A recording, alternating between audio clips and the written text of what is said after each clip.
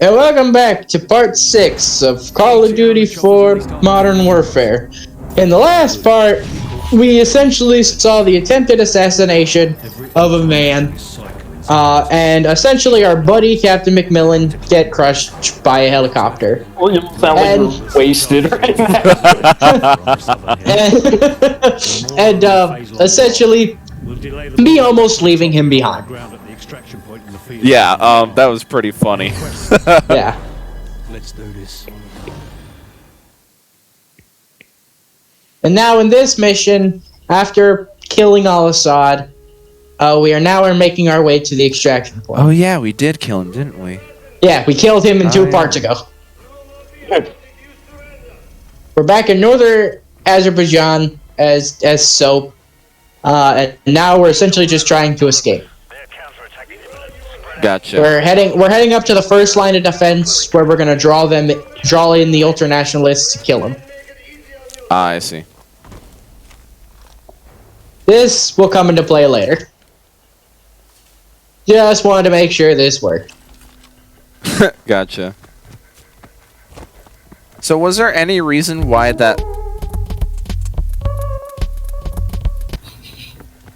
Yeah, the game is going to lag a little bit here. Okay. Was there any reason why the flashback mission happened like in the middle of the game? It happened just after they killed Al-Assad, and when he picked up the phone, and it was Imran Zakayev talking on the phone, it kind of like was it was in a way of Price informing his team about his past with Al-Assad. Or not with Al-Assad, with Imran Zakayev. Okay, so that's why. Yeah. Okay. Look, there's what you know, and there's what a personal vendetta. Yeah, exactly. I see, yeah. Where now essentially this war has become a bit more personal. Gotcha. For Captain Price. Gotcha, yeah. Like a bitch got died tonight.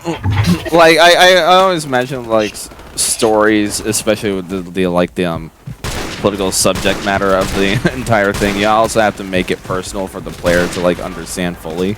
Oh yeah, you always have to make it personal for someone. Yeah, because like I get it. For the individual, it's not just enough for like I gotta do it for the glory of my country or what's. By the way, nothing like surviving the direct impact of a rocket launcher. That was very good, by the way. Yeah, you're just built different.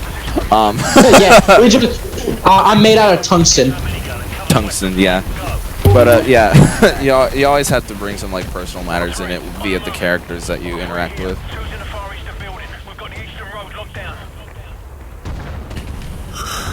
And now I get to use this thing. Oh, is that thing operational? Oh yeah. Oh no way. Definitely. That's cool. By the way, I like how I get punished for shooting at a church, but they get to do it just as fine. It's because they're the bad guys, Cameron. You gotta understand this. I'm like, I can't fire at the church, but they can. It's like, you're the good guy, though. Think! Cameron, think! By the way, don't pay attention to the few bullets that went into the church from this minigun. Shh. What are you even talking about? Oh, there's a By the way, cooldown meter. there's a cooldown. This thing will overheat. Okay. Yeah, just make sure you don't go guns. It overheats pretty quickly, too. Yeah, I kind of just put it in burst. Like, I shoot a few and then lay off the trigger, and then... Yeah, I remember when I was, like, first introduced to, the cooldown mechanics for turret guns.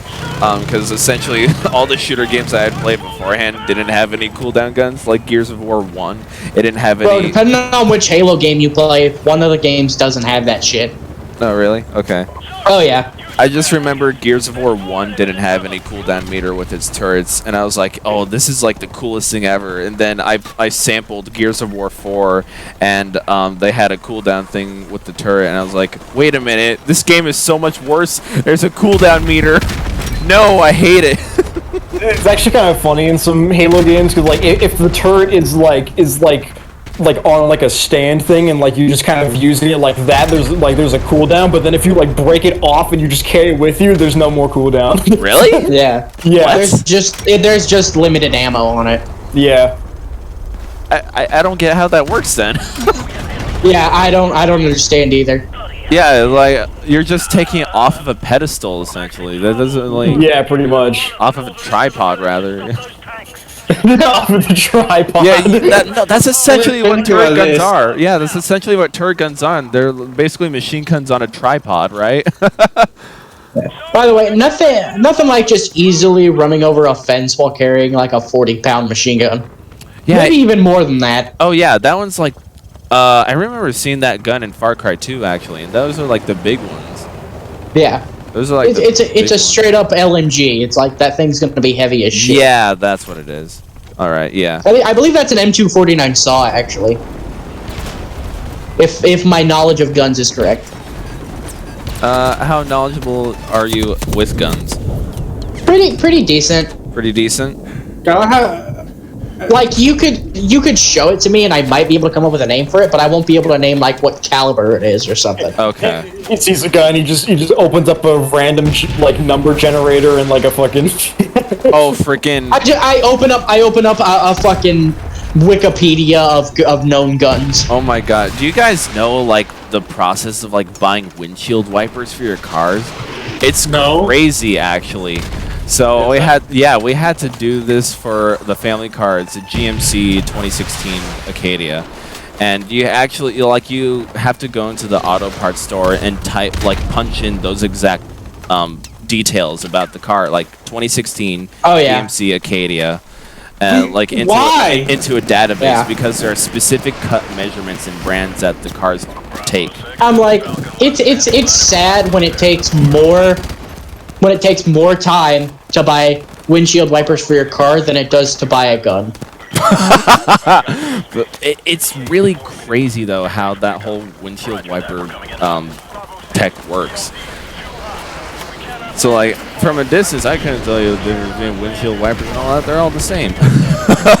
What's the difference? Yeah, well, no, there's like a specific cut and a specific brand that your car needs. Huh. Yeah, I have not tried this with my 2022 Kia Seltos yet because I don't want to think of the day that I'll have to do that. 6 years from now, I'll have to do it. By the way, Ram just walks up to your street, takes like your fucking specifically your windshield wipers. Takes my windshield wipers, right? Oh yeah. So I'll shit on this game for one thing. They essentially had us come all the way back up here just for us to have to go back down. Really? Okay. That's Yeah, they moved the LZ point to back down where we started from 2 missions ago. Yeah, I remember that. Yeah, that was like the same plane of grass that you're trekking in through the nighttime. Yeah. Okay. Yeah, no, like, I've been actually wanting to buy a gun. Oh yeah? Oh yeah. I mean, I can't buy a pistol yet because I'm still I'm not 21. It used to be 18 over here. Oh really? For the longest time. Yeah, it used to be 18, but now it's 21. Huh. Okay. But when I can buy a handgun, my 2 choices are a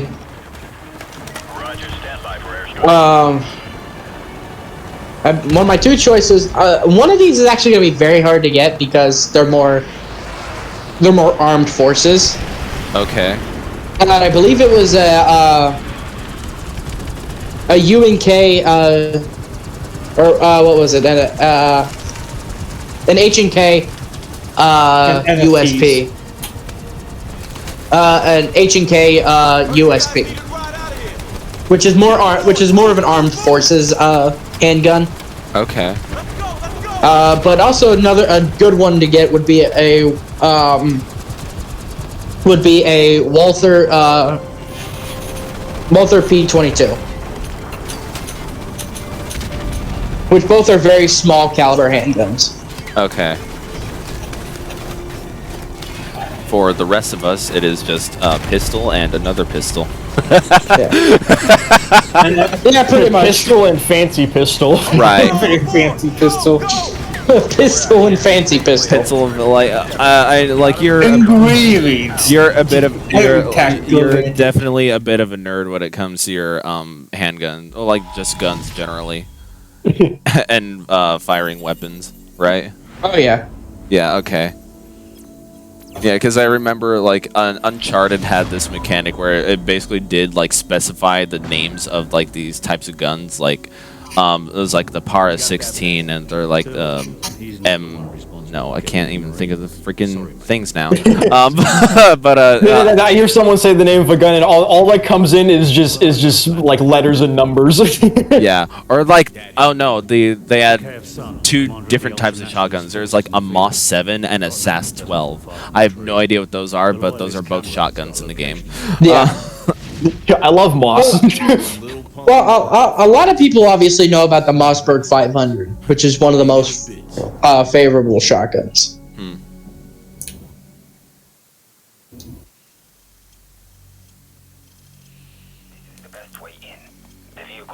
By the way, a little fun fact about the Glock 17.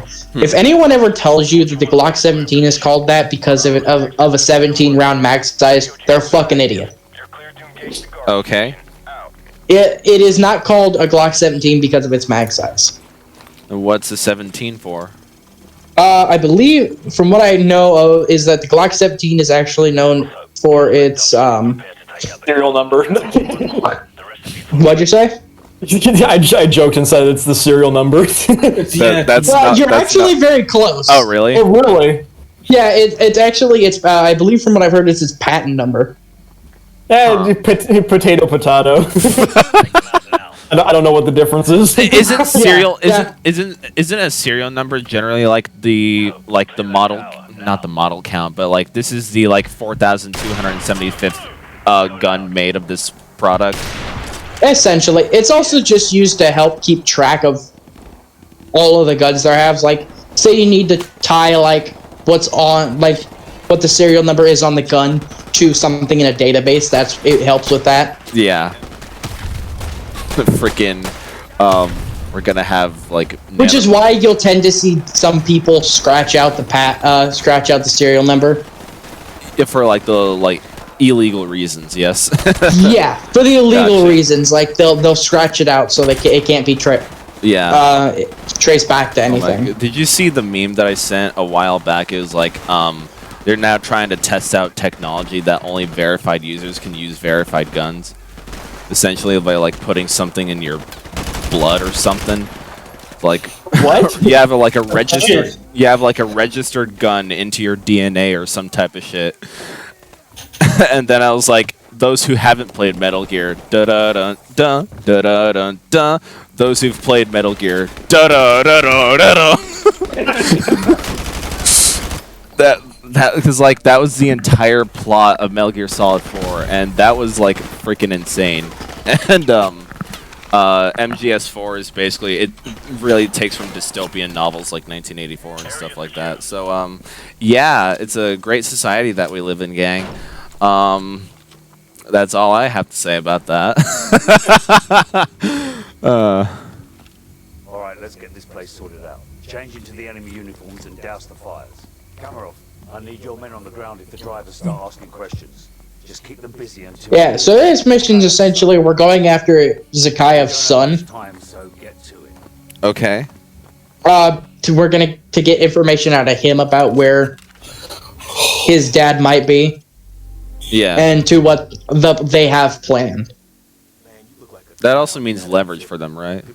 Yeah, essentially. Yeah. Because I don't know why you wouldn't take leverage of it.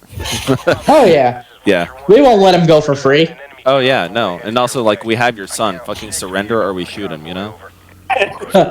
We have your son. Surrender and give us all your oil. Right. Da-da-da, da-da-da. Oil? There's no meat. Loads. I forget how much shit we do that. Oh yeah, no, it's great.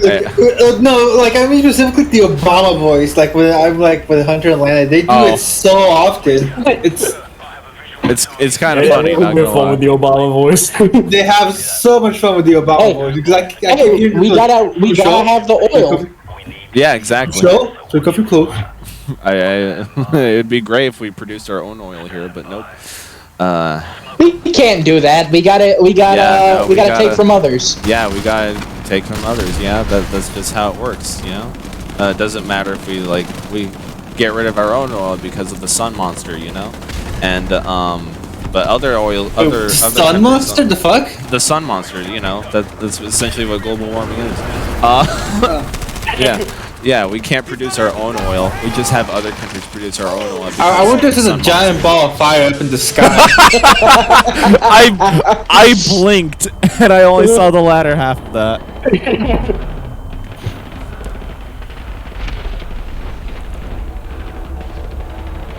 By the way, I don't care who the fuck you are, dead instantly. What is that guy? Like, not the fall of the car explosion, like just being that close. Was that the sun? Yeah. Okay. Yeah, that's the sun right there. You were on the And now- ground, semi-conscious.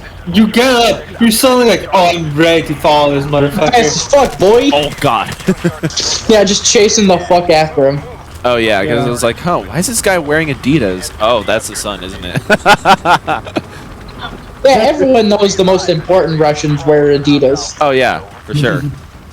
Tracksuit mafia, you know. Yeah, if he's wearing the tracksuit and Adidas, that's how you know he's important.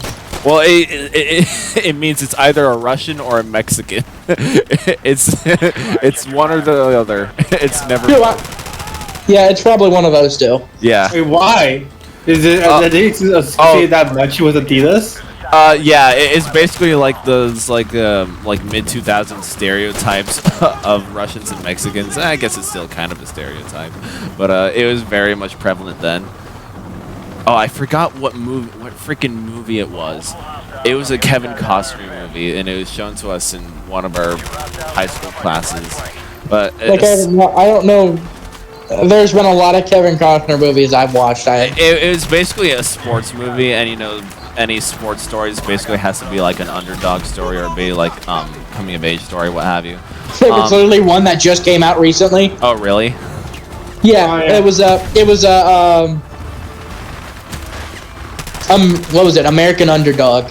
Oh yeah. They have an underdog in the fucking name. Yeah, American Underdog, the Kurt Warner story. Kurt Warner. Who is Kurt Warner? He was a quarterback in the NFL. He became very well known as someone who like jumped that fucking. Yeah, I didn't know. But he was a guy who essentially was pretty old when he got into the NFL.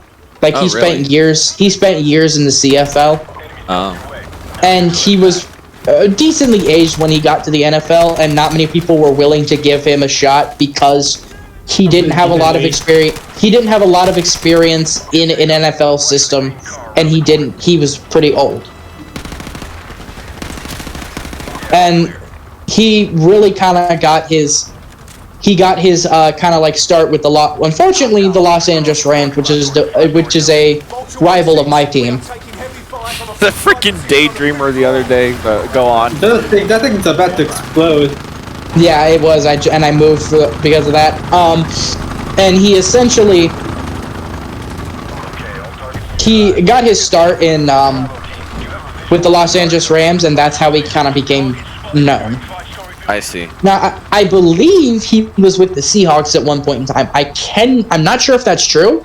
You cannot confirm it or deny at the moment. Yeah, I cannot confirm of he actually being on the Seahawks. Okay.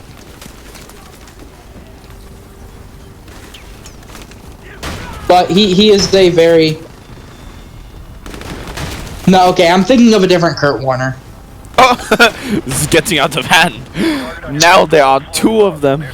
No, this Kurt Warner has a C, not a K. Oh.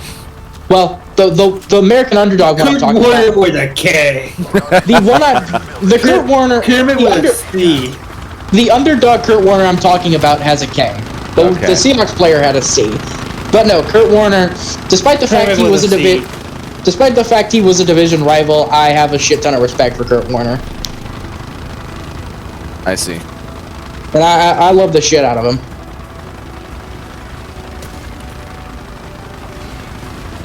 He is also undoubtedly well-deserved of being in the NFL Hall of Fame. Okay, all targets neutralized. You're good to go. I'm also gonna look up that Kevin Costner movie I was thinking of. Oh, where the hell is it? Target is on the roof. He's all yours. Oh my god. Like, you might want to pay attention to this, because this is very important. Oh, there's something happening on the screen. Okay. Yeah. Oh yeah, this part. I wanted to see if I could maybe try something. Try something, you say? I wanted to see if I Try could shoot something. I wanted to see if I could shoot the weapon out of his hand. Oh. Take his weapon and restrain. Oh. Yeah. Yeah, the bastard just shot himself.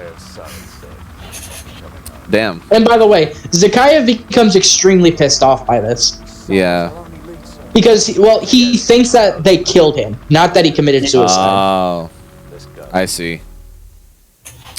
So that just turned the tides of the battle, didn't it? Oh, yeah, essentially. Yeah. That makes sense from the Zakayev's son's point, because I think he understood he was gonna the Americans, or not Americans, British soldiers. Yeah. British soldiers, right? Yeah. They're UN gonna, soldiers, something. UK soldiers. I said, so essentially these last few missions are essentially a joint task force of what's left of the United States Marine Corps and the British Special Air Service. Okay.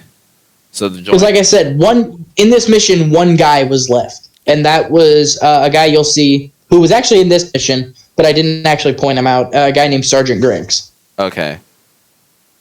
But he understood that the joint task force was gonna kidnap him and take leverage of him. Okay. Yeah. That's a good scene.